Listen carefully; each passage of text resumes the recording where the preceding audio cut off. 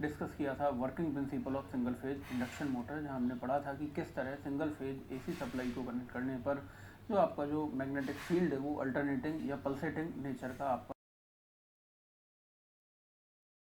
Theory के हमने पढ़ा था कि जब दो आपके equal in magnitude and different in direction में अपोजिट और मैग्नीट्यूड में समान जब आपके मैग्नेटिक फील्ड क्रिएट होते हैं तो जो स्टार्टिंग टॉर्क है मोटर का वो जीरो हो जाता है। दैट्स द रीजन कि क्यों सिंगल फेज इंडक्शन मोटर आपकी सेल्फ स्टार्ट मोटर नहीं होती है, नॉट सेल्फ स्टार्टिंग मोटर। फिर हमने पढ़ा था कि इसको सेल्फ स्टार्ट कैसे बनाया जाए। तो इसको सेल्फ स्टार्ट बनाने के लिए अपन ने क्या किया था, दो बाइंडिंग मैंने काम में ली थी, ठीक है। एक तो मेन बाइंडिंग थी अपनी और उसके साथ मैंने एक ऑक्सिलरी या सहायक बाइंडिंग मैंने काम में ली थी। और उस सहायक बाइंडिंग में जो करंट फ्लो होगा उसमें और मेन बाइंडिंग में जो करंट फ्लो होगा, ठीक है, इन दोनों करंट में angle create phase angle create करने के लिए मैंने क्या किया था, एक कैपेसिटर यूज में लिया था। तो कैपेसिटर की हेल्प से मैंने एंगल क्रिएशन वहाँ कराया था, फेज एंगल डिफरेंस मैंने दोनों करंट के बीच में क्रिएट कराया था, जो कि ज़रूरी है आपके टॉर्क डेवलपमेंट के लिए, ठीक है। तो इससे अपन ने देखा था कि जो नेट रिजल्टेंट एमएमएफ का जो डेरिवेशन अपने पास आया था तो उसमें देखा था हमने कि केवल एक रोटेटिंग मैग्नेटिक फील्ड वहाँ पे मिली, जो मैंने पढ़ा था कल लास्ट क्लास में, जो कि थी अपनी forward rotating magnetic, backward rotating magnetic field आपकी कैंसिल आउट हो गई थी। तो इससे ये क्लियर होता है कि यदि मैं एक और बाइंडिंग काम में लूँ और उसमें जो करंट फ्लो हो उसमें कुछ फेज एंगल क्रिएट कराऊँ, ठीक है, और यदि मैं एग्जैक्ट में 90 डिग्री फेज एंगल क्रिएट कराया था मैंने, तो मैंने देखा था केवल एक आपकी फील्ड वहाँ पे बची फॉरवर्ड और बैकवर्ड वाली कंप्लीटली जीरो हो गई, ठीक है। तो वो जो फील्ड आपकी बची थी, जो एक जो उसका मैग्नीट्यूड भी आपका डबल हो गया था, पहले आधा था वो आधा आधा मिलकर जस्ट डबल भी हो गया था मैग्नीट्यूड, और फील्ड भी एक फॉरवर्ड डायरेक्शन में रोटेट करती हुई रोटेटिंग मैग्नेटिक फील्ड आपको प्राप्त हुई। इस फील्ड के कारण आपका उस पर्टिकुलर डायरेक्शन में टॉर्क क्रिएट होगा और मोटर उसी डायरेक्शन में आपकी रोटेट करने लग जाएगी, क्योंकि एक टॉर्क क्रिएशन के लिए मुझे ज़रूरी है कि जो आरएमएफ है वो किसी एक पर्टिकुलर डायरेक्शन में रोटेट करती हुई मुझे मिले। यदि दोनों डायरेक्शन में रोटेट करेगी तो टॉर्क आपका जीरो हो जाएगा, ठीक है दोस्तों। तो ये हमने पढ़ा था लास्ट क्लास के अंदर कि कैसे मैं एक कैपेसिटर को यूज में लेके फेज एंगल क्रिएट कराकर और मैं स्टार्टिंग टॉर्क मोटर के अंदर बना सकता हूँ। अब स्टार्टिंग टॉर्क कैसे बनाएं, इसके आधार पे मैं motor single phase induction motor को कुछ पार्ट्स में डिवाइड करता हूँ। जैसे सिंगल फेज इंडक्शन मोटर की बात करूँ तो स्प्लिट फेज इंडक्शन मोटर अपन अभी डिस्कस करेंगे, ठीक है।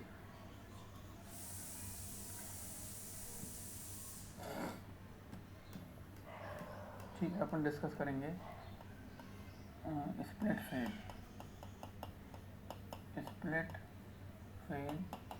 Single phase induction motor. ये टाइप्स की अपन बात कर रहे हैं कि कौन कौन से टाइप अपन को इसमें पढ़ने हैं। दूसरा अपन पढ़ेंगे capacitor start single phase induction motor, ठीक है। थर्ड टाइप पढ़ेंगे अपन two value capacitor motor, two value capacitor motor, ठीक है। तो इसमें अपन के दो कैपेसिटर यहाँ पे काम में लेंगे, ठीक है। एक तो स्टार्टिंग वाला काम में लेंगे और एक रनिंग वाला, दो अलग अलग कैपेसिटर अपन यहाँ पे काम में सॉरी। फोर्थ टाइप जो अपन पढ़ेंगे वो पढ़ेंगे परमानेंट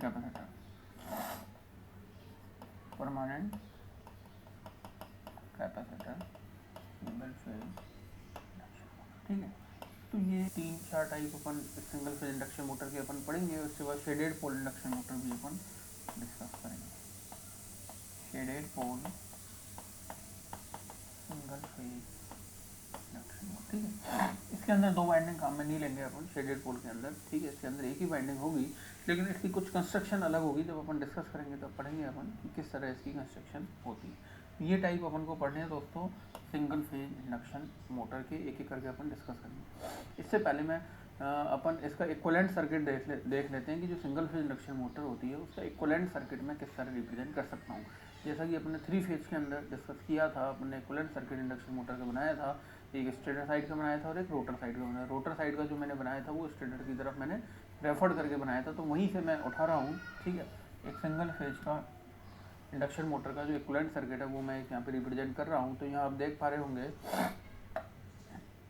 ठीक है, R1 और X1 जो मैंने कंपोनेंट लिए हैं, ये मैंने स्टेटर के कंपोनेंट लिए हैं, स्टेटर रेजिस्टेंस और स्टेटर रिएक्टेंस जो कि लीकेज फ्लक्स को रिप्रेजेंट करता है, ये आपके कॉपर लॉसेस को रिप्रेजेंट करेगा। ठीक है, यहाँ मैंने दोस्तों बताया है, एक तो मैंने बताया है जो अपनी दो रोटेटिंग मैग्नेटिक फील्ड यहाँ पे बन रही थी, एक फॉरवर्ड फील्ड बन रही थी और बैकवर्ड फील्ड बन रही थी सिंगल फेज इंडक्शन मोटर के अंदर। तो मैंने दोनों को थोड़ा यहाँ अलग अलग रिप्रेजेंट कर दिया। एक तो मैंने रिप्रेजेंट किया है फॉरवर्ड फील्ड को ZF/2 forward impedance divide by 2 और एक ZB/2 backward impedance divide by 2। तो यहाँ पे आप देख पा रहे होंगे, एक तो मैंने रोटर के रेजिस्टेंस को रिप्रेजेंट किया है और एक रोटर के रिएक्टेंस को। मैंने डिवाइड बाई 2 इसलिए किया है क्योंकि आधा पार्ट तो मैं फॉरवर्ड वाले पार्ट में लेके चल रहा हूँ और आधा पार्ट मैं बैकवर्ड वाले पोर्शन के लिए लेके चल रहा हूँ। ठीक है, तो R2-2 अब 3 फेज इंडक्शन मोटर की बात करो, R2-S अपन ने रोटर रेजिस्टेंस को जब अपन ने रेफर किया था स्टेटर साइड की तरफ, तो अपन ने रिप्रेजेंट किया था अपॉन S से। ठीक है, तो यहाँ भी वही है, R2-S ही मैंने लिखा है, केवल डिवाइड बाई 2 कर दिया। डिवाइड बाई 2 क्यों किया है? क्योंकि मैं आधा पोर्शन इसका फॉरवर्ड इम्पीडेंस के रूप में मैं रिप्रेजेंट करना चाह रहा हूँ। ठीक है, यहाँ आप देख पा रहे होंगे दोस्तों, बैकवर्ड वाले केस में यहाँ R2-2 तो है ही है, S की जगह यहाँ आ गया है 2-S। ठीक है, ये क्यों आया बताइए। ठीक है, तो ये आप ध्यान करो, मैंने एक बताई थी आपको ब्रेकिंग स्लिप, मैंने बताई थी आपको 3 फेज इंडक्शन मोटर के अंदर जब अपन ने टॉर्क स्लिप कैरेक्टरिस्टिक पढ़ी थी, तो जो ब्रेकिंग मोड वाला रीजन था वहाँ अपन ने SB निकाली थी ब्रेकिंग स्लिप, वो आपकी बराबर आई थी 2-S के। ठीक है, 2-S के, तो ये वही स्लिप यहाँ पे ली है। तो ये आप इस तरह ध्यान रखो, यदि आपकी मोटर की जो RMF है वो अपोजिट चेंज हो जाए, वहाँ भी यही हो रहा था, जब RMF आपका चेंज हो जाए, रोटेटिंग मैग्नेटिक फील्ड की डायरेक्शन आपकी चेंज हो जाए, तो जो स्लिप काम करती है वो नॉर्मल स्लिप यदि S है तो जो बैकवर्ड स्लिप आएगी वो आएगी आपकी 2-S के बराबर होती है। ये इंपॉर्टेंट है, ये डायरेक्ट भी कई एग्जाम से आपका पूछा जाता है। जो बैकवर्ड स्लिप होती है अपोजिट डायरेक्शन में मोटर के रोटेट करने पर जो स्लिप होती है वो होती है 2-S और उसकी वैल्यू आपकी आती है ग्रेटर देन 1। ठीक है, क्योंकि ब्रेकिंग मोड में अपन ने पढ़ा था स्लिप क्या हो जाएगी, ग्रेटर देन 0 तक तो आपको मोटरिंग मोड था, उससे आप और बैक जाओगे तो ब्रेकिंग मोड आ जाता है, मतलब बैकवर्ड स्लिप में काम करेगी, जो कि वैल्यू होती है 2-S। रिएक्टेंस आप देख पा रहे होंगे। ठीक है, X2-2 दोनों में हाफ हाफ कर रखा है। ये आपका मैग्नेटाइजिंग फ्लक्स वाला कंपोनेंट है XM/2 और XM/2, इसकी वैल्यू बहुत ही ज़्यादा लार्ज होगी। ठीक है, यदि मैं आइडियली कहूँ तो ये टेंस टू क्या होगा, इनफाइनाइट के बराबर होगा ये रिएक्टेंस। ठीक है दोस्तों, तो इस तरह मैं equivalent circuit single phase induction motor का रिप्रेजेंट कर सकता हूँ। ठीक है, तो यहाँ से यदि मैं बात करूँ ZF/2 की, ठीक है, फॉरवर्ड इम्पीडेंस यदि मैं यहाँ से कैलकुलेट करूँ ZF/2 की वैल्यू में क्या लिख सकता हूँ, इन दोनों का पैरेलल कॉम्बिनेशन। किस किस का पैरेलल कॉम्बिनेशन आएगा, एक तो XM/2 है और पैरेलल किसके साथ है, ये इन दोनों के सीरीज कॉम्बिनेशन के, R2-2S प्लस आयोटा X2-, यहाँ भी मैं आयोटा लगा। ठीक है, आयोटा XM/2। ठीक है, ये इन दोनों का सीरीज कॉम्बिनेशन क्या आएगा, R2-2S प्लस J X2-2, और इन दोनों को क्या करना है मुझे, पैरेलल कॉम्बिनेशन। तो मेरे पास ये ZF/2 की वैल्यू यहाँ से आ जाएगी। ठीक है, इसी तरह बैकवर्ड वाले की मैं बात करूँ तो ZB/2 किसके बराबर आएगा, यहाँ से बताइए दोस्तों। बैकवर्ड रिएक्टेंस का मैंने लिखा है, ये मैंने किसको लिखा है, XM/2, और ये किसके साथ पैरेलल में है, ये पैरेलल है आपका R2-2 into 2-S plus iota X2-2। ठीक है, ये इनका पैरेलल कॉम्बिनेशन है, केवल स्लिप में डिफरेंस है दोस्तों, आप ध्यान रखो यहाँ। ठीक है, यहाँ 2 है, यहाँ R2-2S है, यहाँ R2-2 into 2-S backward slip के कारण। अब जो आपका XM है दोस्तों, ये होता है टेंस टू इनफाइनाइट। यदि मैं बात करूँ आइडियली तो ये XM जो होगा वो आपका टेंस टू इनफाइनाइट होगा। इनफाइनाइट का मतलब हो गया ओपन सर्किट। ठीक है, तो यदि ये ओपन सर्किट आ गया, 0 आ गया यदि ये, तो केवल यही तो रह जाएगा आपके पास। तो यदि मैं यहाँ से लिखूँ ZF/2 तो ये वैल्यू रह जाएगी, यदि इसको मैं इनफाइनाइट कह दूँ तो ये आ जाएगा R2-2S प्लस आयोटा X2-2। 2 से 2 आपका कैंसिल आउट हो जाएगा, तो ये बच जाएगा आपका ZF equals to R2-S plus X2। ठीक है, इसको आप इस तरह रिप्रेजेंट करते हो, ZF इज इक्वल आयोटा बन जाएगा RF प्लस आयोटा XF। इस तरह आप फॉरवर्ड इम्पीडेंस को रिप्रेजेंट कर सकते हो। जो फॉरवर्ड इम्पीडेंस है वो बराबर होगा forward resistance plus forward reactance के। ठीक है, जहाँ आप लिख सकते हो कि जो RF है इसकी वैल्यू तो क्या आएगी, R2-S, और जो XF आएगा वो होगा X2 के बराबर। ठीक है, अब इस तरह इसको रिप्रेजेंट कर सकते हो। ये इम्पोर्टेंट है, ये आपको ध्यान रखना। डायरेक्ट फॉरवर्ड रेजिस्टेंस पूछ लेता है तो ये आपको इस तरह कैलकुलेट करना है। ठीक है दोस्तों, यदि मैं यहाँ बात करूँ वही एक्सएम को यदि टेंड्स टू इनफाइनाइट मैं कह दूँ, ओपन सर्किट रेजोनेंस को मानूँ, तो जेड बी बाई टू आपका बराबर आ जाएगा R two dash upon two into two minus S plus iota X two dash by two. ठीक है, टू यदि मैं कैंसिल आउट कर दूँ तीनों तरफ से, तो जेड बी क्या बच जाएगा R two dash upon two minus S plus iota X two dash. तो ये आपका आ गया Z B is equals to R, ये बैकवर्ड रेजिस्टेंस और बैकवर्ड रिएक्टेंस आपके पास आ गए, जहाँ आर बी बैकवर्ड रेजिस्टेंस क्या है आपका R two dash upon two minus S. ये देख पा रहे हो, देखो स्लिप चेंज हो गई, यहाँ एस स्लिप थी फॉरवर्ड वाले में, बैकवर्ड वाले की बात करोगे तो स्लिप हो जाती है आपकी टू माइनस एस।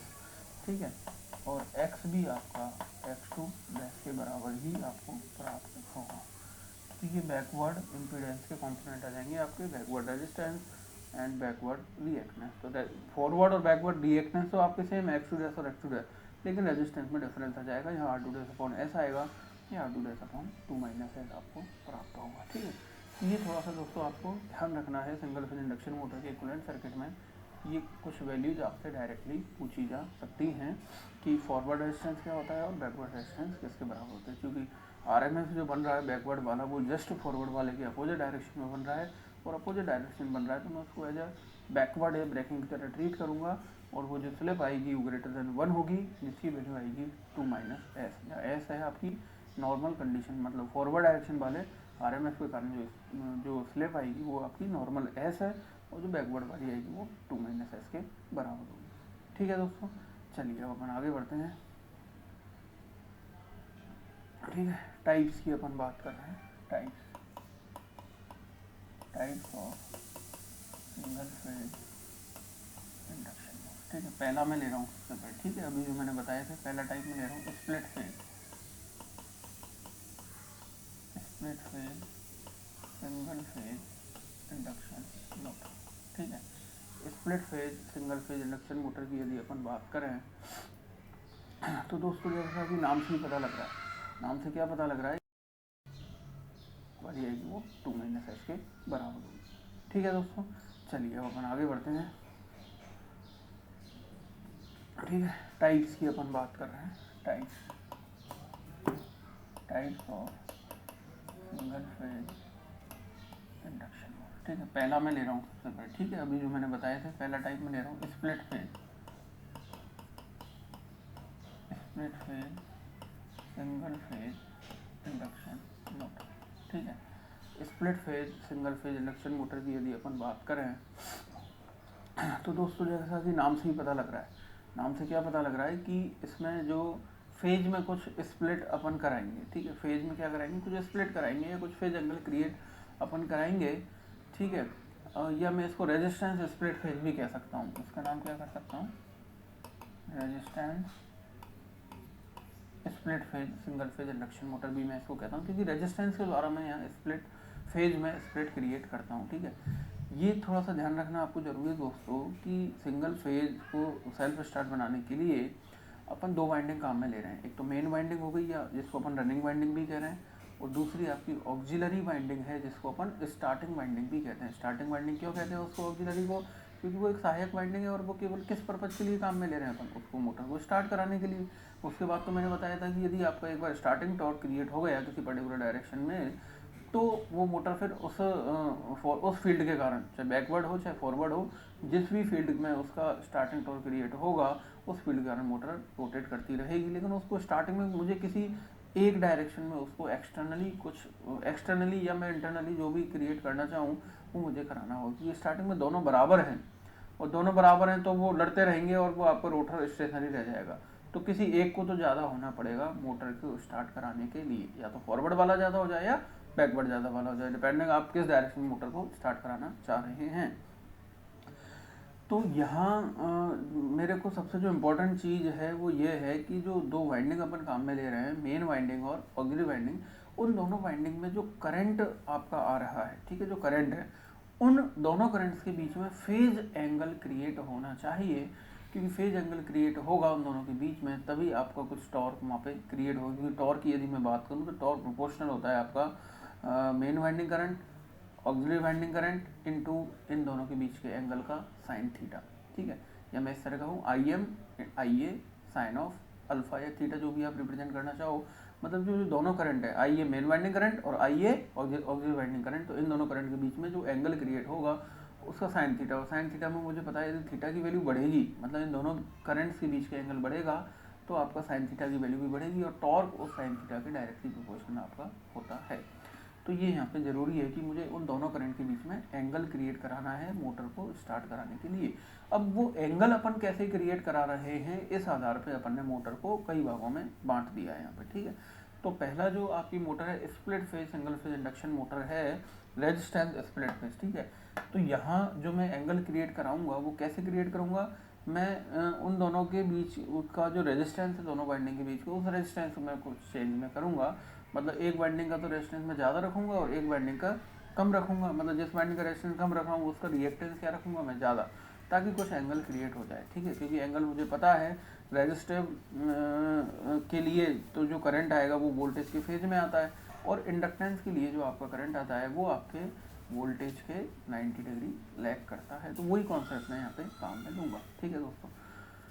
तो यदि इसकी अपन बात करें तो मैं इसको इस तरह मैं इसको रिप्रेजेंट कर सकता हूँ।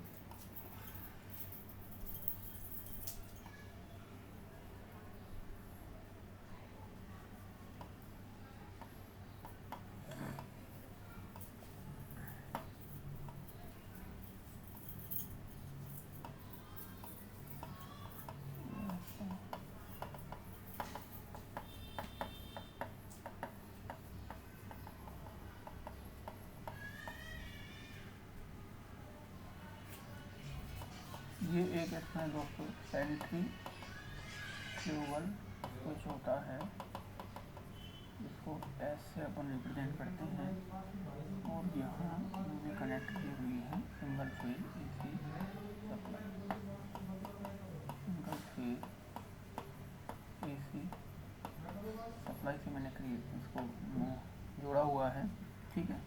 यहाँ से सिंगल फेज करंट यहाँ पे जाएगा, ये जो सिंगल फेज करंट है ये दो करंट में डिवाइड होगा, ठीक है।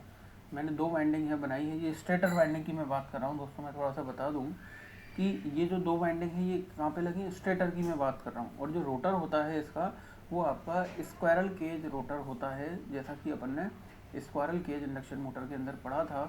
तो वही रोटर यहाँ पे होता है।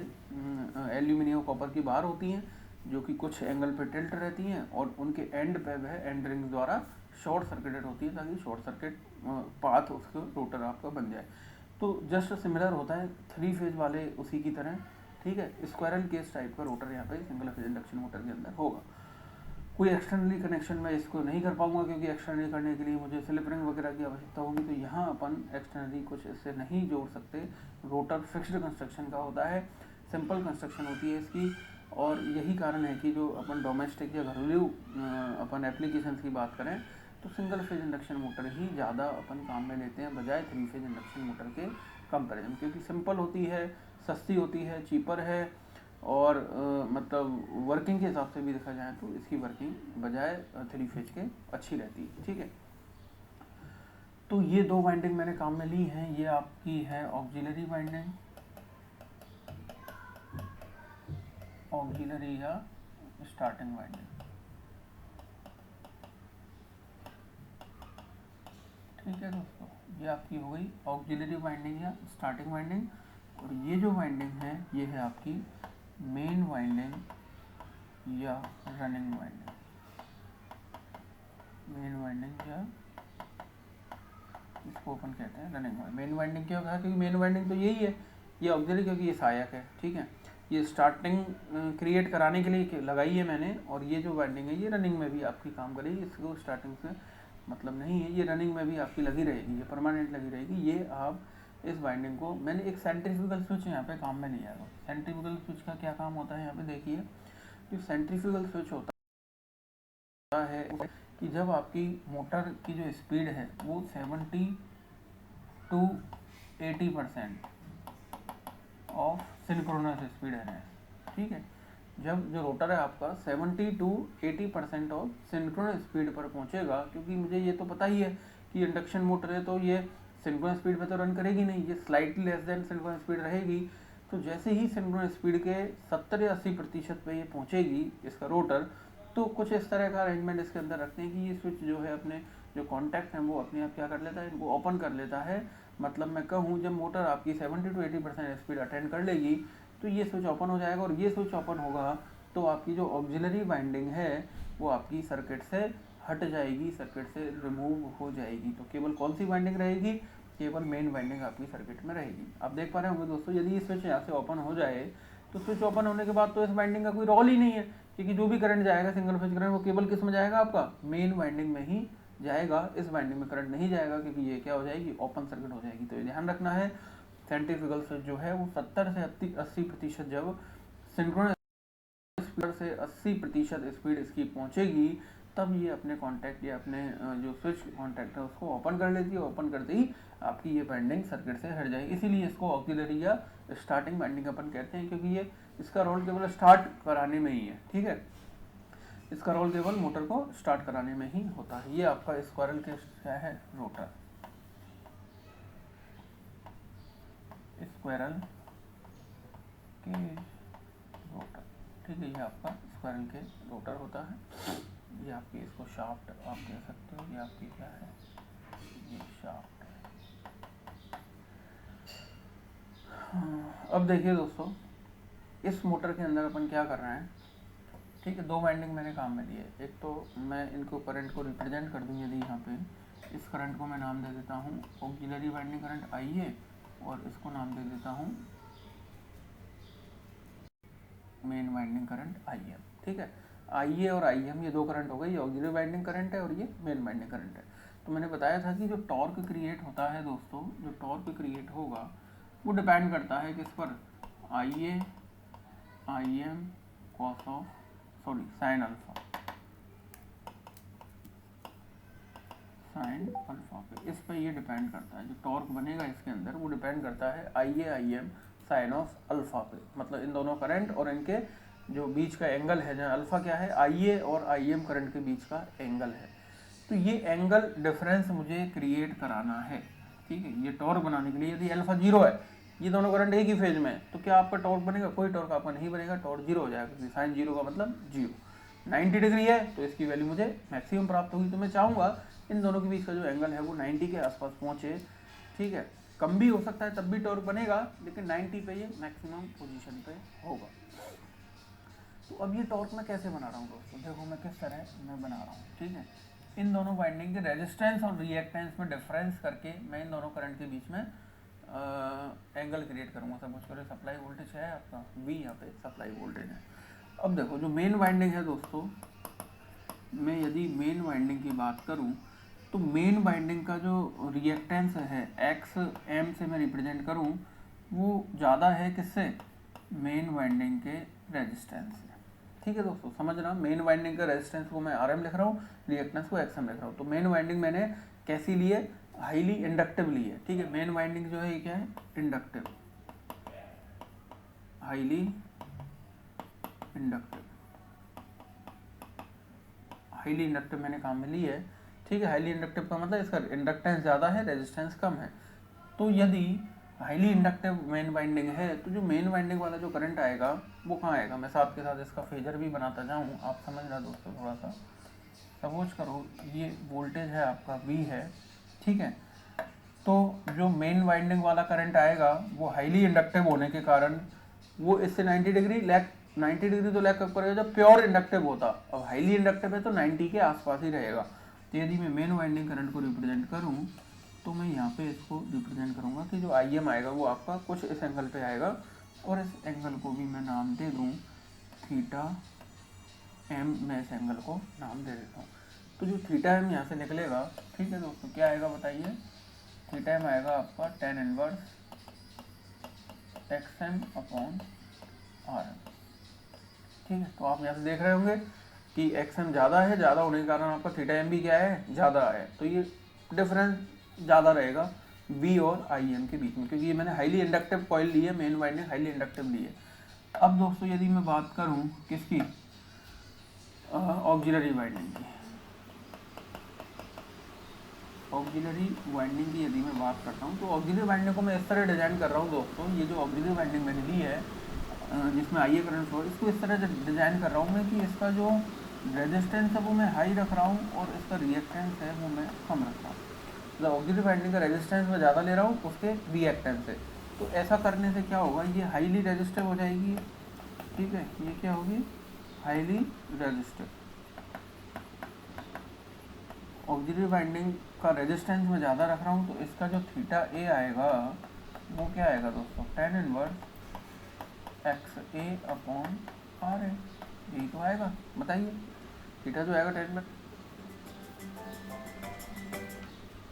थीटा इसका क्या आएगा, कम आएगा। या मुझे वैसे भी पता है कि जो हाईली रेजिस्टिव कॉइल होती है, जो हाईली रेजिस्टिव आपका कॉइल है या आपका रेजिस्टेंस है, रेजिस्टिव यदि कोई चीज़ है तो उसका जो करंट आता है वो वोल्टेज के फेज में आता है प्योर रेजिस्टिव के केस में। अब हाईली रेजिस्टिव है, प्योर तो नहीं है, कुछ ना कुछ इंडक्टेंस तो होगा, तो मैं इसको बिल्कुल V के अलोंग ना बना के कुछ एंगल पे क्रिएट करूँगा, लेकिन V के आसपास ही आएगी, V के क्या होगी, ये नज़दीक ही आएगी। तो यदि मैं आई ए वाले करंट को रिप्रेजेंट करूँ तो ये V से बना रहा है कितना एंगल, थीटा ए। थीटा ए की वैल्यू क्या है, कम है, थीटा एम की वैल्यू ज़्यादा है। तो ये फेजर समझ में आया नहीं दोस्तों, बताइए। V तो सेम है, ठीक है, सप्लाई जो वोल्टेज है वो तो आपका सेम है। अब आई एम करंट तो मेन वाइंडिंग वाला करंट है जो कि इंडक्टिव है, ज़्यादा इंडक्टिव है, ज़्यादा इंडक्टेंस होने के कारण ये V से एंगल क्या बनाएगी, ज़्यादा बनाएगी और 90 के आसपास ही रहेगी, एग्जैक्ट 90 नहीं होगी। अब दूसरी जो ऑक्सिलरी वाइंडिंग मैंने काम में ली है यहाँ पे वो हाईली रेजिस्टिव मैंने बनाई है। ऑक्सिलरी वाइंडिंग को मैंने रेजिस्टिव, हाईली रेजिस्टिव वाइंडिंग बनाया है, इसका रेजिस्टेंस ज़्यादा है, ये मोर रेजिस्टिव है। मोर रेजिस्टिव होने के कारण ये जो करंट आएगा इस V के फेज के आसपास ही आएगा, जब V चल रहा है उसके आसपास ही आएगा। तो इसका जो थीटा ए है वो एंगल कम होगा इस थीटा एम से, ठीक है। तो क्या हुआ दोस्तों, इन दोनों वाइंडिंग्स, ऑक्सिलरी वाइंडिंग और मेन वाइंडिंग के रेजिस्टेंस और रिएक्टेंस में डिफरेंस करने के कारण, ठीक है, रेजिस्टेंस और रिएक्टेंस में डिफरेंस करने के कारण इनके जो दो करंट थे आई और आई एम, इन दोनों के बीच में एक एंगल क्रिएट हो गया। बताइए, इन दोनों के बीच में एक अल्फा एंगल क्रिएट हो गया जिसको मैं लिख सकता हूँ theta M minus theta M. बताइए, ये एंगल क्रिएट हो गया और ये एंगल ही मुझे क्रिएट कराना था। इसके कारण क्या होगा, जो आपका रिजल्टेंट आएगा, जो आपका रिजल्टेंट आएगा, ठीक है दोस्तों, वो कुछ इस तरह आएगा, ये आपका रिजल्टेंट करंट आपका आ जाएगा, ठीक है। तो मुझे तो इन दोनों करंट के बीच में कुछ एंगल क्रिएट कराना था जो कि मैंने यहाँ करा लिया, अल्फा एंगल मैंने क्रिएट करा लिया और अल्फा की वैल्यू जो मिली वो मुझे क्या मिली, थीटा है माइनस थीटा। तो ये एंगल क्रिएट होने से अल्फा जो आई ए और आई एम के बीच का एंगल है, मेन वाइंडिंग करंट और ऑक्सिलरी वाइंडिंग करंट के बीच का एंगल है, इस एंगल क्रिएट करने से आपका टॉर्क क्रिएट हो जाएगा और किसी पर्टिकुलर डायरेक्शन में मोटर आपकी रोटेट करने लग जाएगी। तो ये कॉन्सेप्ट है आपका resistance split phase single phase induction motor का, ठीक है। रेजिस्टेंस स्प्लिट इसीलिए बोलते हैं क्योंकि मैं रेजिस्टेंस हाई करके, इस ऑक्सिलरी वाइंडिंग का रेजिस्टेंस हाई करके इन दोनों करंट के बीच में एंगल क्रिएट करा रहा हूँ, फेज में स्प्लिट क्रिएट करा रहा हूँ, इसलिए इस मोटर को अपन नाम देते हैं split phase single phase induction motor, ठीक है। तो मोटर स्टार्ट हो जाएगी, जैसे एंगल क्रिएट हुआ दोनों करंट के बीच में टॉर्क क्रिएट होगा, टॉर्क बनेगा और टॉर्क के कारण आपकी मोटर स्टार्ट हो जाएगी। अब जैसे ही इसकी स्पीड 70 to 80% स्पीड पर पहुंचेगी, जैसे ही इसकी स्पीड 70 to 80% स्पीड पर पहुंचेगी, ये सेंट्रिफ्यूगल स्विच क्या हो जाएगा, ओपन हो जाएगा। ओपन होते ही आपकी ऑक्सिलरी वाइंडिंग तो सर्किट से हट गई है ओपन होते ही, तो केवल मेन वाइंडिंग आपकी सर्किट में रह जाएगी और मेन वाइंडिंग के कारण ही फिर मोटर आपकी लगातार रोटेट करती रहेगी। मतलब मेन वाइंडिंग ही आपकी मोटर को चलाएगी रनिंग कंडीशन में, लेकिन स्टार्टिंग में केवल मेन वाइंडिंग से काम नहीं हो पा रहा है, इसलिए मैंने एक ऑक्सिलरी वाइंडिंग काम में ली है और उसका रेजिस्टेंस मैंने यहाँ पे ज़्यादा रखा है ताकि दोनों के करंट्स के बीच में कुछ एंगल क्रिएट हो जाए, ठीक है दोस्तों। तो ये कॉन्सेप्ट है, ये थोड़ी सस्ती भी है मोटर, इसकी पावर रेटिंग कुछ कम होती है, बाकी मोस्टली एप्लीकेशन में अपन ये मोटर अपन काम में लेते हैं, ठीक है दोस्तों। तो ये इसका कॉन्सेप्ट आपको थोड़ा सा ध्यान रखना है। इसका जो स्टार्टिंग टॉर्क है वो आपको 1.5 से 2 टाइम्स आपका होता है। इसके कुछ पॉइंट्स को मैं डिस्कस करूं, ठीक है। Motor starting torque 1.5 to 2 times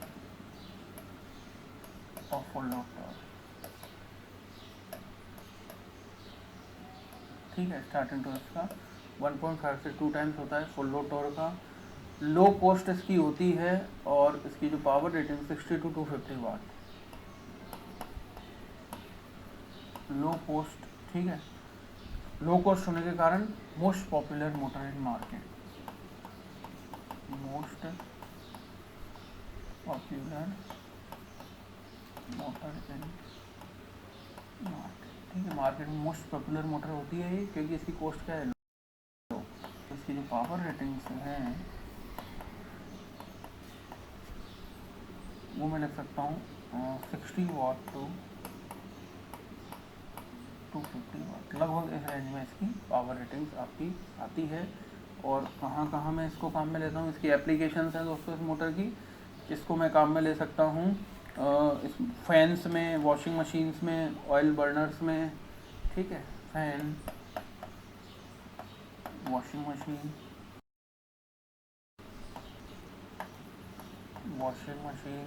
oil burners और स्मॉल मशीन टूल,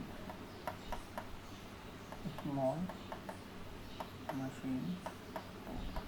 यहाँ इन एप्लीकेशन में मैं इस मोटर को काम में ले सकता हूँ। ये होती है आपकी resistance split phase single phase induction motor, ये इसकी एप्लीकेशंस हैं।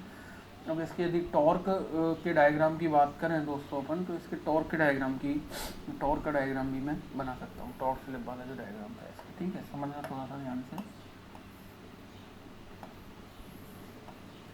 ठीक है दोस्तों, यहाँ देखिए, यदि दोनों वाइंडिंग की बात करता हूँ दोस्तों, ये टॉर्क है आपका। ठीक है, और ये स्पीड आप मान सकते हो। ये स्लिप यदि कहूँ तो वो इसके क्या चलेगी, जस्ट अपोजिट डायरेक्शन में चलेगी। ठीक, तो यदि मैं इसमें टॉर्क की बात कर रहा हूँ दोस्तों, तो इसका जो स्टार्टिंग टॉर्क आएगा, यदि मैं केवल मेन वाइंडिंग की बात करूँ, ठीक है, सबसे पहले मैं किसकी बात कर रहा हूँ, केवल यदि मैं मेन वाइंडिंग लगाऊँ तो मेन वाइंडिंग का स्टार्टिंग टॉर्क तो आपको 0 मिल रहा है। ठीक है, स्टार्टिंग टॉर्क तो आपको क्या मिल रहा है, 0। कुछ इस तरह का आपको ग्राफ प्राप्त होगा। स्टार्टिंग में कुछ टॉर्क नहीं मिल रहा आपको, टी स्टार्टिंग 0। मतलब ये जो ग्राफ है वाइट वाली जो लाइन में बनाया है, ये मैंने किसके कारण बनाया है, मेन वाइंडिंग के कारण। ठीक है, मेन वाइंडिंग के कारण आपको स्टार्टिंग टॉर्क 0 मिल रहा है। अब स्टार्टिंग टॉर्क क्रिएट करने के लिए मैंने क्या लगाई है, ऑग्निंग भी मैंने काम में ली है। तो ऑग्निंग वाइंडिंग यदि मैं लगाऊं तो मुझे क्या मिलेगा, कुछ स्टार्टिंग टॉर्क यहाँ पे क्रिएट होगा, टी स्टार्टिंग क्रिएट होगा और मुझे इस तरह का ग्राफ मिलेगा।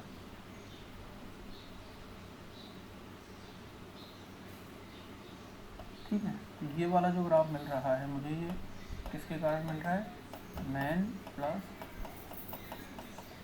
Auxiliary winding. येलो वाला जो ग्राफ आपको दिख रहा है ये मिल रहा है मेन प्लस ऑक्सिलरी वाइंडिंग। यदि मैं कोई यहाँ पे सेंट्रीफ्यूगल स्विच नहीं लगाऊं, मैं पूरा देख रहा हूँ इसको कि यदि वो लगी रहे, दोनों वाइंडिंग लगी रहे। अब यहाँ मैं एक सेंट्रीफ्यूगल स्विच मैंने यहाँ पे लगाया है। ठीक है, मैंने क्या किया है, एक सेंट्रीफ्यूगल स्विच मैंने यहाँ पे लगाया है एस। ठीक है, एस यहाँ ओपन हो गया, एस का मतलब ये स्विच है। ठीक है, तो इस पॉइंट पे आके एस क्या हो गया आपका, ओपन। सपोज करो मतलब ये जो स्पीड है ये आपकी है सिंक्रोनस स्पीड का लगभग कितना है, ये 70 to 80% स्पीड पे यहाँ पे आपकी मोटर जैसे ही पहुँचेगी तो क्या होगा आपका, अब जो रिजल्टेंट बनेगी कैरेक्टराइस्टिक वो इस तरह बनेगी। ठीक है, तो स्टार्टिंग में तो क्या फॉलो करेगा ये,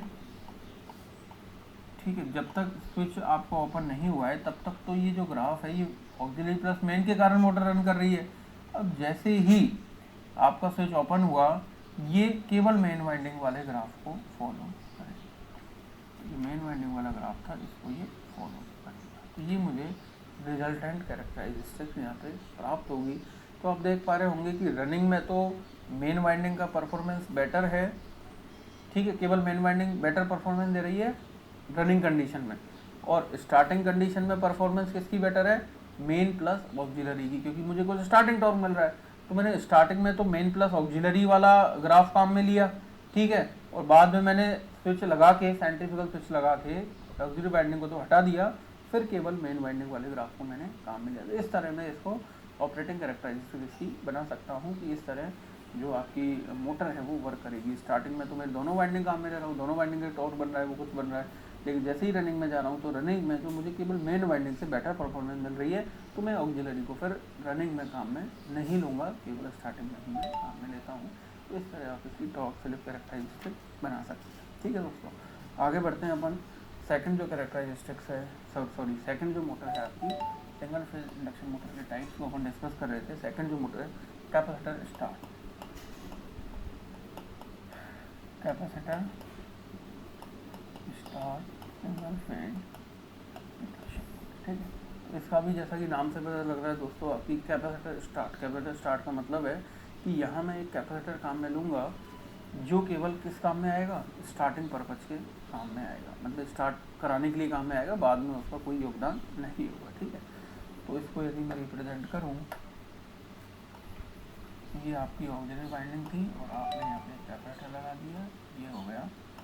ये स्टार्ट से रिप्रेजेंट कर रहा हूँ, ये सेंट्रीफ्यूगल स्विच हो गया। ठीक है, और यहाँ एक वाइंडिंग आपने लगाई, ये आपकी मेन वाइंडिंग, ये आपका मोटर होगा। ठीक है, यहाँ से आपने single phase AC supply connect की हुई है।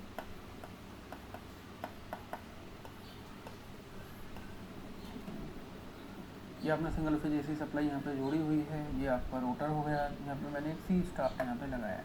ये जो करंट है इसको मैंने लिख दिया मेन वाइंडिंग करंट, और ये जो करंट है ये आपका हो गया ऑक्सिलरी वाइंडिंग करंट, ये आपका आई सिंगल फेज दोनों का रिजल्टेंट करंट हो गया। ठीक है, ये सी स्टार्ट मैंने यहाँ पे लगाया। तो यहाँ एक चीज़ तो ध्यान रखिए, जो सी स्टार्टिंग कैपेसिटर जो अपन यहाँ लगाते हैं ये इलेक्ट्रोलाइटिक टाइप कैपेसिटर होता है।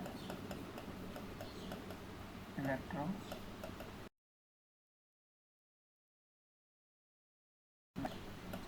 काम में लेता है, हाई पावर रेटिंग इसकी, हाई रेटिंग कैपेसिटर ये होता है। इलेक्ट्रोलाइटिक कैपेसिटर यहाँ काम में लेते हैं स्टार्टिंग पर्पज में जब अपन काम में लेते हैं।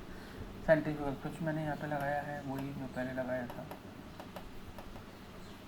सेंट्रीफ्यूगल स्विच मैंने लगाया। ठीक है, डिफरेंस केवल ये दोस्तों जो अपन ने पिछली मोटर पढ़ी थी और इसके अंदर डिफरेंस केवल ये है कि वहाँ स्प्लिट फेज वाली में जो एंगल में जो फेज एंगल क्रिएट करा रहा था मैं आई और आई एम के बीच में, वो इसका हाई रेजिस्टेंस करके मैं करा रहा था, मतलब रेजिस्टेंस ज़्यादा हो जाएगा तो एंगल क्रिएट हो जाएगा।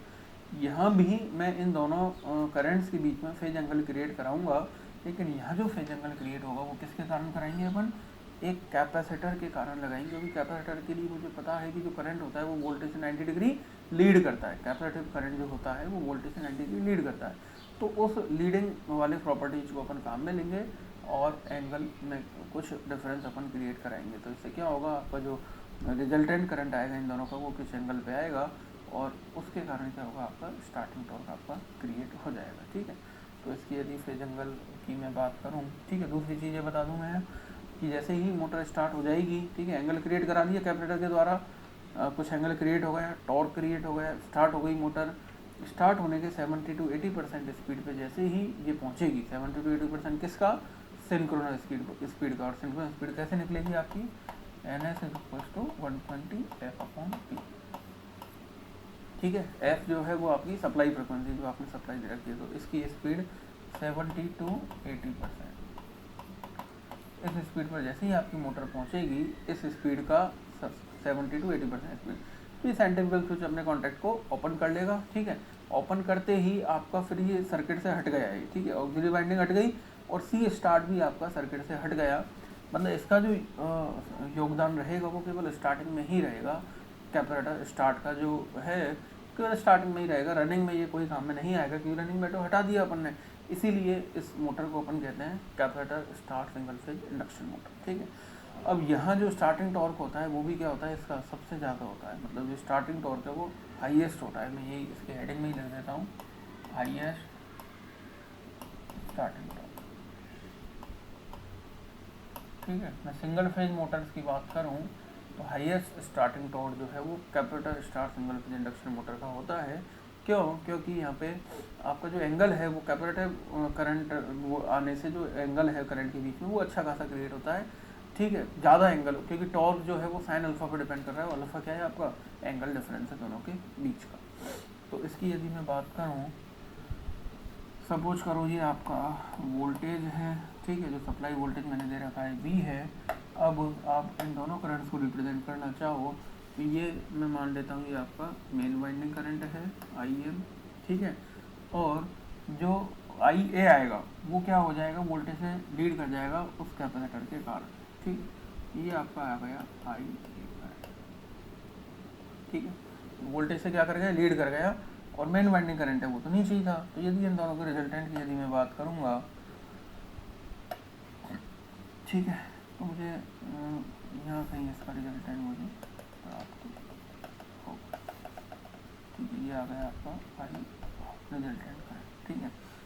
तो आप देख पा रहे होंगे ये जो अल्फ़ा एंगल था इट में भी इक्वल्स टू 90 हो सकता है, क्योंकि 90 के केस में आपका जो टॉर्क है वो मैक्सिमम बनेगा, ठीक है। ये आपका अल्फ़ा एंगल आ गया, और इस एंगल आने से क्या हुआ, आपका जो टॉर्क है वो डिपेंड करता है साइन अल्फ़ा पे, तो ये आपका मैक्सिमम टॉर्क यहाँ पे बनेगा। इसीलिए मैं कह रहा हूँ कि इस मोटर का जो स्टार्टिंग टॉर्क होगा वो क्या होगा, हाईएस्ट होगा सारी सिंगल फेज इंडक्शन मोटर के कंपैरिजन में, ठीक है। तो बाकी तो सेम वर्किंग है, आपका स्क्वायरल केज रोटर यहाँ पे होता है, वही स्क्वायरल केज रोटर ये होता है, यहाँ पे ये शाफ्ट होती है, और ये आपके एंड रिम के द्वारा जो कंडक्टर्स हैं वो शॉर्ट सर्किटेड रहते हैं। इसकी यदि ग्राफ की बात करें अपन, टॉप वाले ग्राफ की, ठीक है, तो इसका क्या है, थोड़ा सा ज़्यादा होता है इसका, जो आप ये बनाओगे, ठीक है, ये तो मैं बना रहा हूँ केवल मेन वाइंडिंग का, ये तो आपका रहेगा किसका, मेन वाइंडिंग, क्योंकि मेन वाइंडिंग के कारण जो टी स्टार्टिंग है वो क्या मिल रहा है, 0। मेन वाइंडिंग स्टार्टिंग टॉर्क नहीं बना सकती, इसीलिए तो मैं ऑक्सिलरी वाइंडिंग का मैं ले रहा हूँ। ऑक्सिलरी वाइंडिंग का यदि मैं बनाता हूँ तो जो टी स्टार्ट है वो इसका पिछले वाले के कंपैरिजन में कुछ होगा, ठीक है, पिछले वाले कंपैरिजन में इसका जो स्टार्टिंग टॉर्क है वो मुझे ज़्यादा मिलेगा, बाकी तो आपको ग्राफ लगभग ये नहीं पड़ा। तो यहाँ जो वाइट वाला जो ग्राफ है किसके कारण मिला है दोस्तों, मेन प्लस ऑक्सिलरी प्लस सी स्टार, ये तीन के कारण आपको वाइट वाला ग्राफ मिला है। मेन वाइंडिंग भी है, ऑक्सिलरी वाइंडिंग भी है, और सी स्टार्ट भी आपने काम में ले रखा, आपको ये मिला है। अब यदि मैं रिजल्टेंट की बात करूँ, सपोज करो यहाँ पे आपका जो स्विच है वो क्या हो गया, ओपन हो गया, तो जो रिजल्टेंट मिलेगा वो किस तरह मिलेगा, यहाँ तक तो इसको फॉलो करेगा मेन ऑक्सिलरी सी स्टार्ट को, जैसे ही ओपन करते ही ये दोनों हट जाएंगे आपके, ऑक्सिलरी और सी स्टार्ट, केवल क्या रह जाएगी आपकी मेन वाइंडिंग रह जाएगी, और मेन वाइंडिंग के कारण आपको ये रिजल्टेंट ग्राफ यहाँ पे प्राप्त होगा, ठीक है। तो ये रिजल्टेंट ग्राफ आपको मिलेगा। शुरू में तो ये मेन प्लस ऑक्सिलरी प्लस सी स्टार्ट तीनों के कारण स्टार्ट होगी, उसके बाद जैसे ही सेंट्रीफ्यूगल स्विच ओपन होगा जिस पर्टिकुलर पोर्शन पे, उसके बाद ये जो आपकी पिंक वाला जो ग्राफ बनाया था, केवल जो मेन वाइंडिंग वाला ग्राफ था, उस ग्राफ को ये फॉलो करता है। इसके एप्लीकेशन की बात करें तो high inertia, high starting torque होने के कारण, हाई स्टार्टिंग टॉर्क होने के कारण हाई इनर्शिया लोड में इसको अपने काम में लेता हूँ, हाई इनर्शिया लोड एप्लीकेशन जिनमें स्टार्टिंग में हाई टॉर्क की आवश्यकता पड़ती है, जैसे कंप्रेसर हो गए आपके, ठीक है, कंप्रेसर वगैरह में मैं ये काम में लूँगा, पंपिंग इक्विपमेंट कंप्रेसर हो गए, ठीक है, पंपिंग के ऑक्सिलरी और सी स्टार्ट केवल क्या रह जाएगी आपकी मेन वाइंडिंग रह जाएगी, और मेन वाइंडिंग के कारण आपको ये रिजल्टेंट ग्राफ यहाँ पे प्राप्त होगा, ठीक है। तो ये रिजल्टेंट ग्राफ आपको मिलेगा। शुरू में तो ये मेन प्लस ऑक्सिलरी प्लस सी स्टार्ट तीनों के कारण स्टार्ट होगी, उसके बाद जैसे ही सेंट्रीफ्यूगल स्विच ओपन होगा जिस पर्टिकुलर पोर्शन पे, उसके बाद ये जो आपकी पिंक वाला जो ग्राफ बनाया था, केवल जो मेन वाइंडिंग वाला ग्राफ था, उस ग्राफ को ये फॉलो करता है। एप्लीकेशन की बात करें तो high inertia, high starting torque होने के कारण, हाई स्टार्टिंग टॉर्क होने के कारण हाई इनर्शिया लोड में इसको अपने काम में लेता हूँ, हाई इनर्शिया लोड एप्लीकेशन जिनमें स्टार्टिंग में हाई टॉर्क की आवश्यकता पड़ती है, जैसे कंप्रेसर हो गए आपके, ठीक है,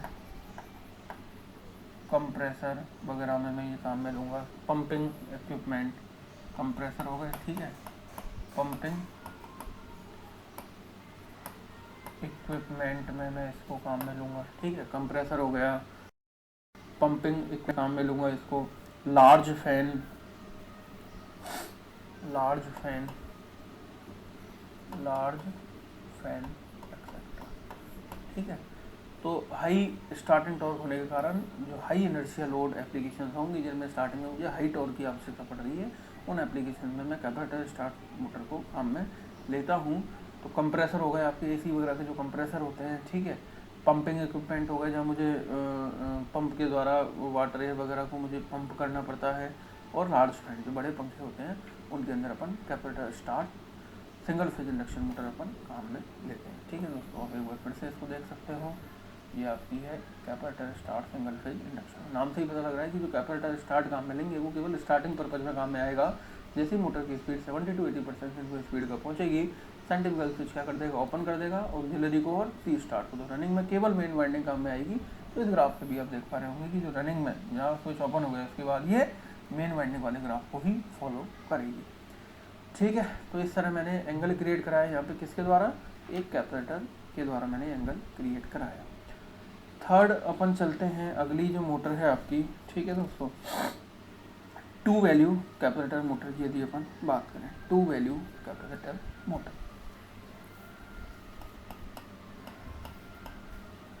टू वैल्यू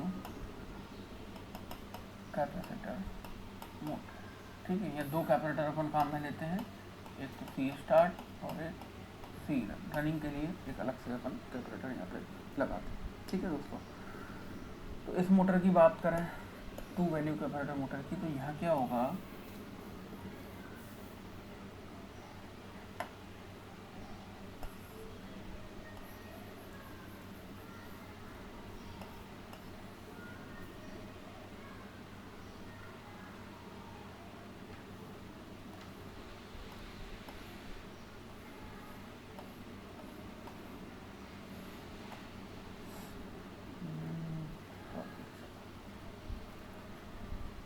सही उल्टा बना दिया।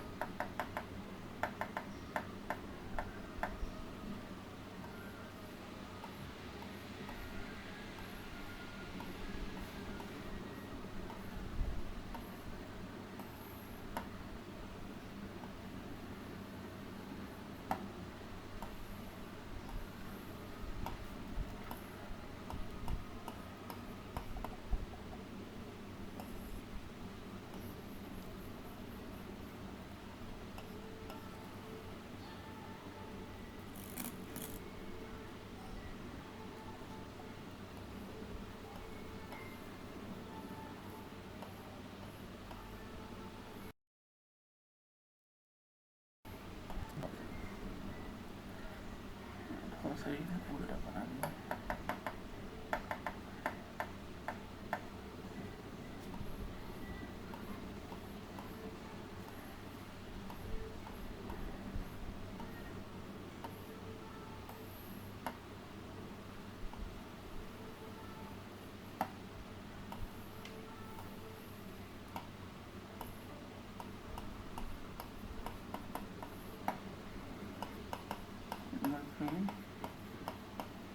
सप्लाई, ठीक है।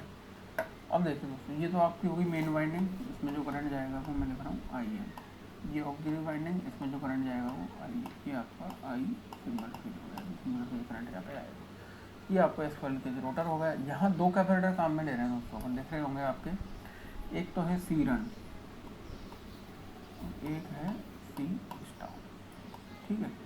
एक तो सी रन है और एक है सी स्टार, और ये आपका हो गया centrifugal switch, centrifugal,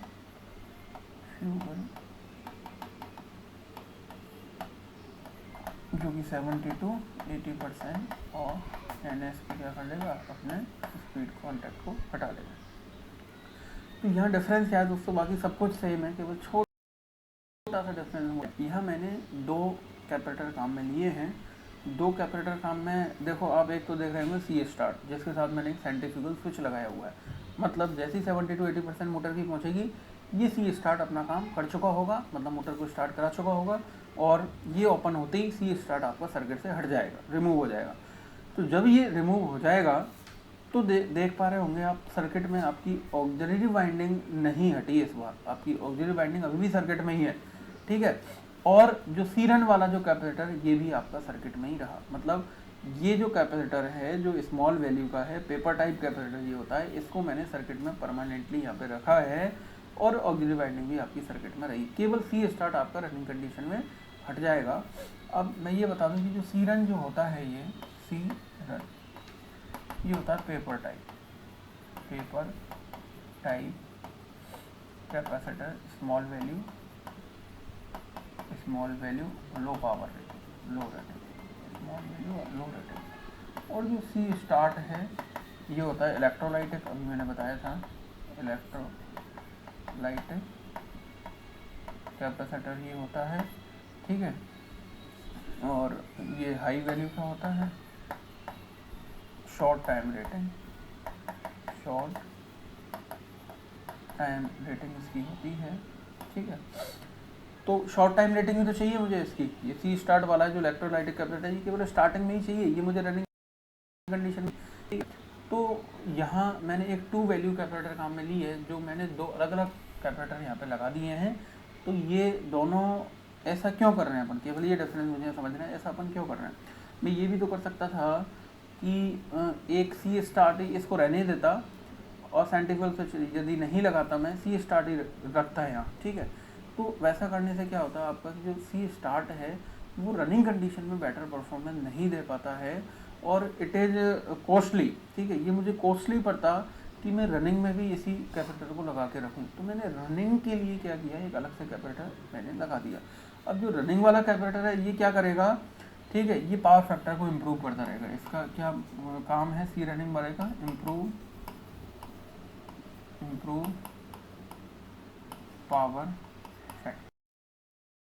power factor improve करता रहेगा। सी रन वाला जो कैपेसिटर है ये आपके पावर फैक्टर को इम्प्रूव करता रहेगा। तो इसलिए मैंने इसको लगातार कनेक्टेड रखा। और चूंकि स्टार्टिंग में मुझे टॉर्क भी ऐसा चाहिए था तो मैंने सी स्टार्ट भी लगा दिया, लेकिन रनिंग में तो मुझे जो जिस भी पर्टिकुलर डायरेक्शन में मोटर स्टार्ट हो जाएगी उसी डायरेक्शन में रोटेट करती रहेगी। तो मैंने यहाँ पे क्या कर दिया, इसको मैंने हटा दिया फिर सेंट्रीफ्यूगल स्विच की हेल्प से, और सी रन एक अलग से मैंने लगा दिया, क्योंकि इसको ही यदि मैं लगा रहने देता तो ये अपन को कॉस्टली पड़ता है, ये अपन को ज़्यादा कॉस्टली पड़ता बजाय इसके, क्योंकि ये तो स्मॉल वैल्यू का पेपर टाइप कैपेसिटर है, तो ये तो कोई कॉस्टली ये है नहीं। तो ये मैंने परमानेंट यहाँ पे लगा दिया जो कि पावर फैक्टर को इम्प्रूव करता रहेगा। तो ये डिफरेंस केवल यहाँ पे है इसके अंदर, ठीक है। तो ये मोटर की भी लगभग वही आपकी एप्लीकेशंस हैं जो अपन ने अभी स्टार्ट की पड़ी थी। केवल इसका एक एडवांटेज ये हो जाता है अपने पास कि ये साथ साथ पावर फैक्टर को भी क्या करती है, इम्प्रूव करती रहती है। मतलब इसका जो पावर फैक्टर है वो भी अपन को क्या मिलता है, इम्प्रूव्ड पावर फैक्टर यहाँ पे मिलता है। इसके टॉर्क के ग्राफ की यदि मैं बात करता हूँ, ठीक है, तो टॉर्क का जो ग्राफ है इसका वो मैं इस तरह इसको बना सकता हूँ।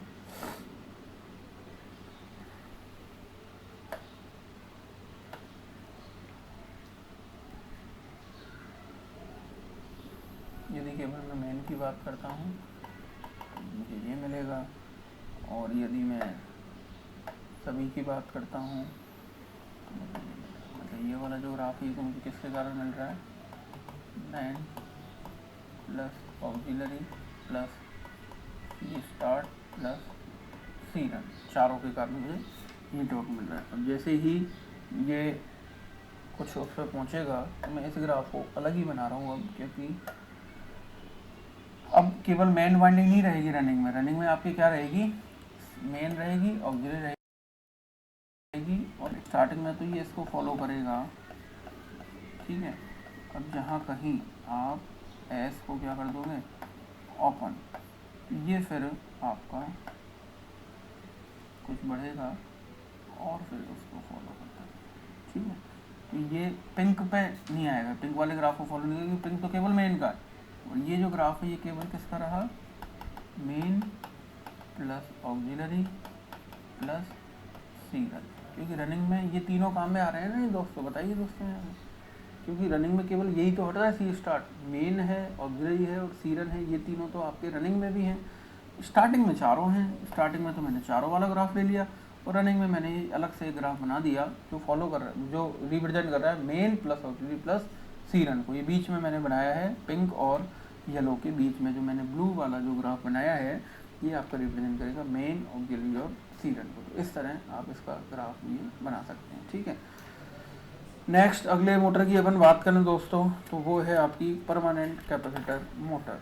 ठीक है, परमानेंट कैपेसिटर मोटर फोर्थ जो है आपकी वो है permanent capacitor motor.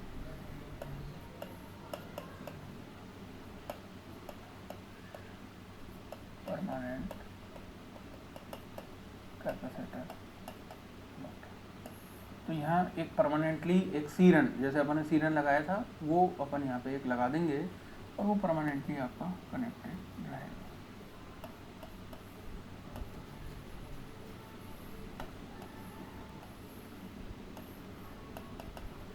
Single phase AC supply से मैंने इसको कनेक्ट कर दिया है। ये आई सिंगल फेज हो गया आपका, ये मेन वाइंडिंग करंट है, ये आपका करंट है, ये सी रन और ये है आपका रोटर स्क्वायर मीटर। ठीक है दोस्तों, तो ये क्या है परमानेंट, इसका पावर फैक्टर बेस्ट होगा। ठीक है, पावर फैक्टर क्या होगा इसका बेस्ट। परमानेंट कैपेसिटर मोटर जो है इसका जो पावर फैक्टर है वो सबसे अच्छा होता है, क्योंकि जो कैपेसिटर यहाँ पे लगाया है दोस्तों, सी रन जो लगाया है, ये कौन सा होता है, पहली चीज़ तो paper type paper type capacitor ये होता है। और मैंने क्या किया, यहाँ परमानेंटली लगा दिया, तो इस मोटर का जो टॉर्क है, क्योंकि सी स्टार तो मैंने लगाया नहीं है, जो शॉर्ट पावर रेटिंग का था कैपेसिटर वो तो मैंने यहाँ लगाया नहीं है, तो टॉर्क मिलेगा स्लाइटली कम मिलेगा मुझे, स्टार्टिंग टॉर्क कम मिलेगा, लेकिन ये सफिशियंट होगा मोटर को स्टार्ट कराने के लिए, क्योंकि कुछ वैल्यू तो इसकी रहेगी और वो सफिशियंट होगी मोटर को स्टार्ट कराने के लिए। मोटर स्टार्ट तो हो जाएगी, और रनिंग कंडीशन में भी क्या है आपका, ये पावर फैक्टर को इम्प्रूव करता रहेगा। इन running condition, in running condition it improve the power factor, running condition में ये पावर फैक्टर को इम्प्रूव करता रहेगा। तो ये जो मोटर है दोस्तों, ये इससे जो टॉर्क बनेगा आपका वो, मतलब मैं इस तरह कहूँ कि जो साउंड और वाइब्रेशन है इस मोटर की वो सबसे कम होगी। ठीक है, इस मोटर में जो नॉइज में बात करूँ, नॉइज या जो वाइब्रेशन फ्री होगी या वेरी लो। ठीक है, इस मोटर के अंदर नॉइज वाइब्रेशन जो हैं वो बहुत कम होंगे, और यही कारण है कि ऐसे प्लेसेस जहाँ मुझे साइलेंस की रिक्वायरमेंट होती है, ठीक है, जहाँ मुझे कोई फालतू की नॉइज या ऐसी रिक्वायरमेंट नहीं है, वहाँ मैं इस मोटर को मैं काम में लेता हूँ। वहाँ जो भी फैंस जो लगेंगे, ठीक है, वेयर साइलेंस इज रिक्वायर्ड, जहाँ साइलेंस की आवश्यकता होती है, जैसे स्कूल, कॉलेजेस, ठीक है, लाइब्रेरी,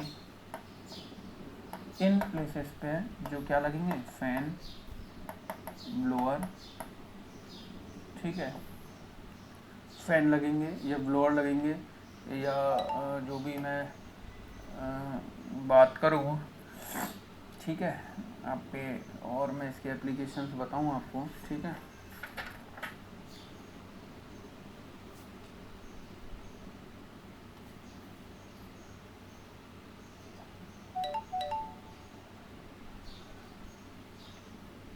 ठीक है, फैन, ब्लोअर, एक जो आपके वेंटिलेटिंग फैंस हैं, वेंटिलेटिंग फैन एक्सेट्रा।